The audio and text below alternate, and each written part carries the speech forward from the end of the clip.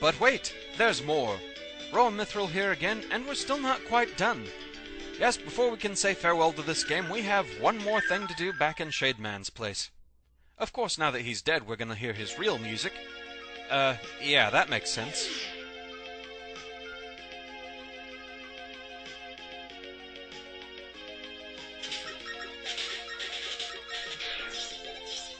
While reviewing the footage of my actual stage run, I realized I called these guys by the wrong name. It's not Asteroid Zombie G, it's actually Astro Zombig. I still love watching them self-destruct. But yeah, the G's part of the name, so it's all about Scrabblehand. For those like Kit who don't like having to wait a minute, you can kinda speedrun this room by not even paying attention to the helmets, really. Just jump over the raggers before they actually come on out. No real way to do this part faster, but it doesn't take too terribly long anyway.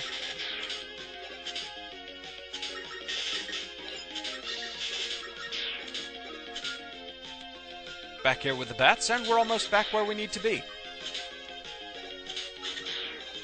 Yeah, the first part of this stage goes pretty fast, actually.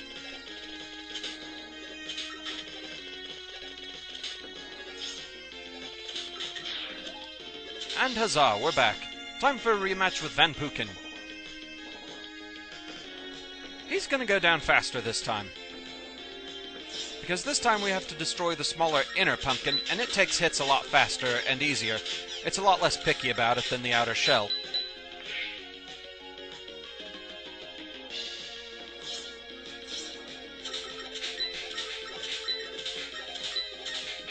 See, it's already down.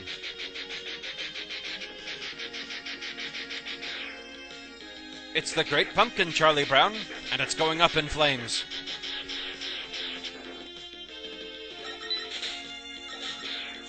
So we have a fake passage here and another boss door.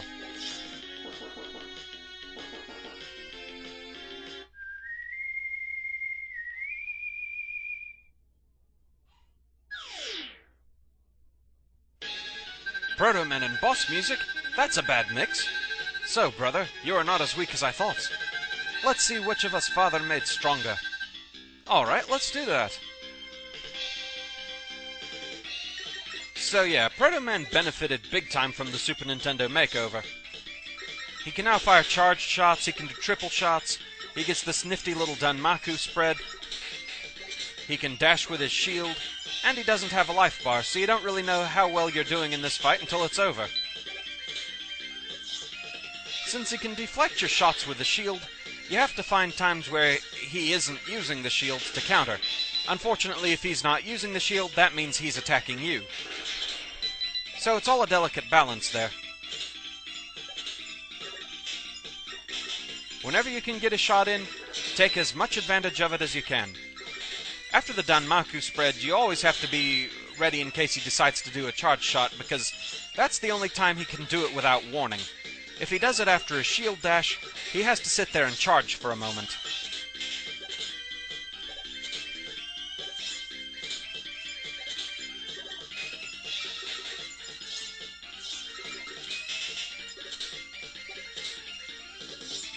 I know I've gotten a lot of hits in on him, so I've got to be close to being done with him.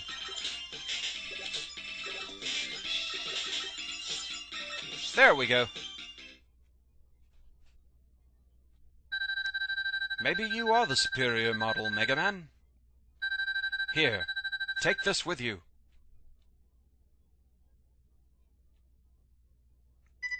This is your Proto-Shield. You can't give this to me. Well, he just did, and I don't think it's necessary for his life support or anything there, Mega. It's okay, take it. And watch your back. Wow, Proto Man, you really wanted to be ominous in this game. I think you've been spending too much time with Shademan. But anyway, we've got the Proto-Shield. I just said that!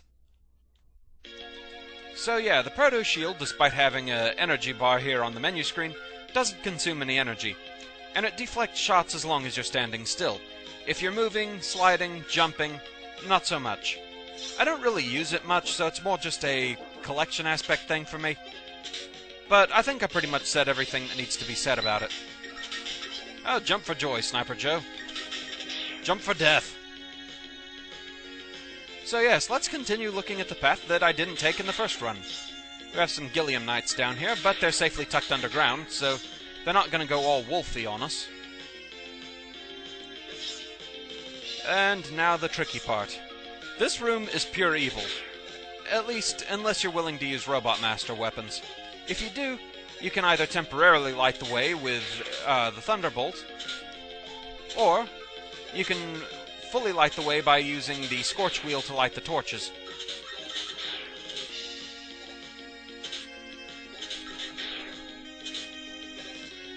Leap of faith?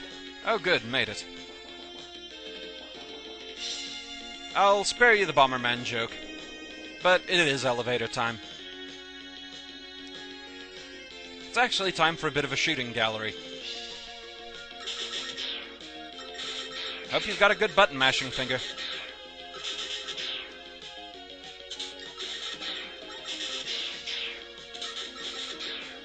Zombie attack! And we're still not done, there's more of them up here.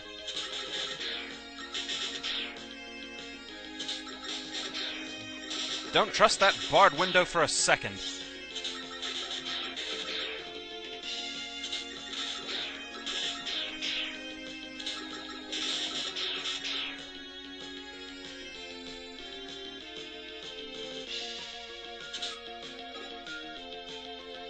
And we're back to where things meet up. Yes, here's where we said goodbye to our BFF.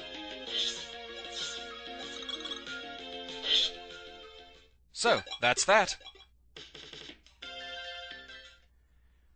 Alright, at long last we're done with the Shade Man stage. So, for real this time, enjoy some outtakes.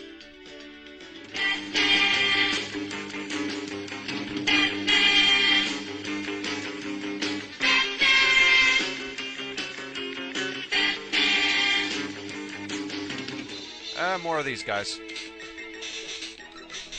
They do leave themselves... Oh, well, okay, there, you get to see it laugh. Yes, it spends a lot of time taunting if it hits you. Revenge is swift. Also, if it's not quite on screen, it can't... Well, bugger! Gives you a good vantage point for take... Oops.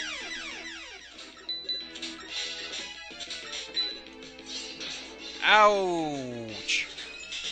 You also don't really know how close you are to finishing this battle because, oh, bugger!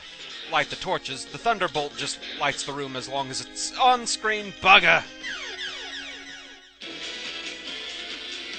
So yes, after the nightmare that was Slash Man stage, this place was a cool breeze. I give Shade Man a 1 out of 10. The upper path that I used to get to him, it was actually pretty easy.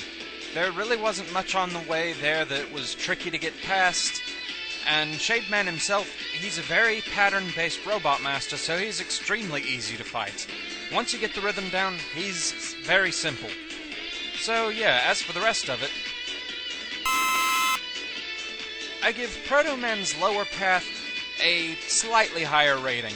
Proto Man himself, he's definitely harder than he was back in Mega Man 3, but still not all that hard. He gives you plenty of time to react.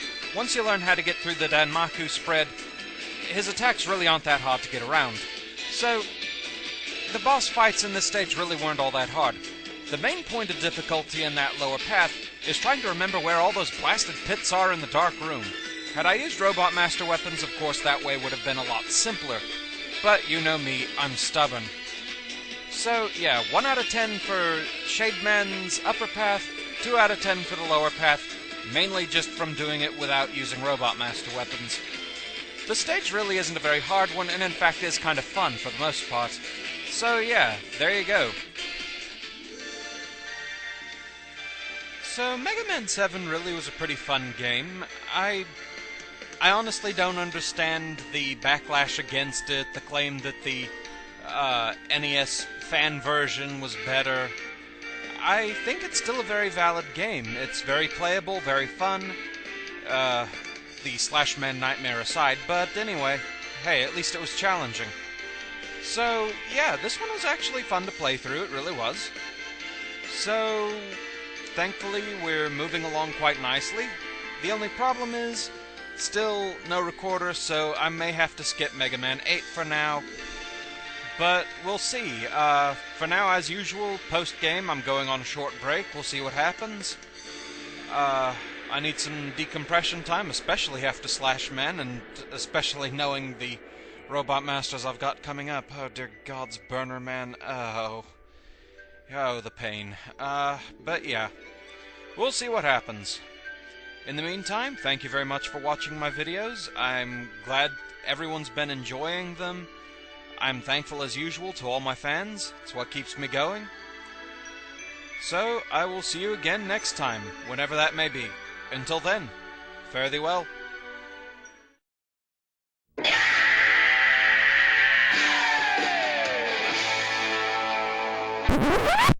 Seriously? You're telling me he wears shades under the visor?